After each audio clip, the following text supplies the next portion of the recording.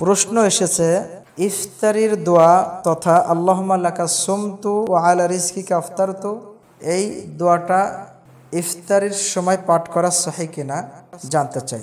ইসলাম এমন একটি জীবন ব্যবস্থার নাম যেখানে প্রশ্ন করলে এমন কোনো বিষয় নাই যে উত্তর পাওয়া যায় না। খুব গুরুত্বপূর্ণ একটি বিষয় জানার জন্য প্রশ্ন করেছেন ভাই। প্রশ্ন করেছেন সঠিকটি জানার জন্য, সঠিকটাই আপনাদেরকে উপহার দেবে ইনশাআল্লাহ। আবু দাউদের 234 পৃষ্ঠায় আলোচ্য হাদিসটি আসছে।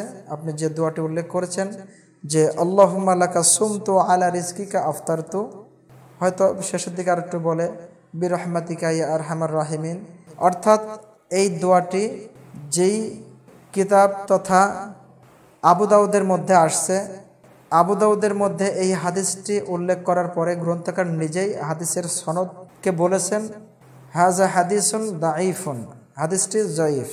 তাহলে আলোচ্য দোয়াটি পাঠ করা বিশুদ্ধ হাদিস অনুযায়ী শুদ্ধ নয়।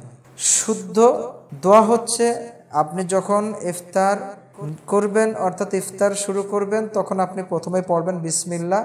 এরপরেই আরেকটি বিশুদ্ধ হাদিসে একটি দোয়ার কথা বলা হচ্ছে, যে দোয়াটি আসছে আবু দাউদের 2য় খণ্ডের 306 নম্বর হাদিসে এবং সহিহ আল জামের 209 নম্বর হাদিসের মধ্যে আসছে। আল্লাহ রাসূল সাল্লাল্লাহু আলাইহি ওয়াসাল্লাম আলোচ্য দোয়াটি পাঠ করতেন, জাহাবা জামাউ ওয়াবতালাতিল উরুকু ওয়া সাবাতাল আজরু ইনশাআল্লাহ। আপনি এই দোয়াটি পাঠ করবেন ইনশাআল্লাহ।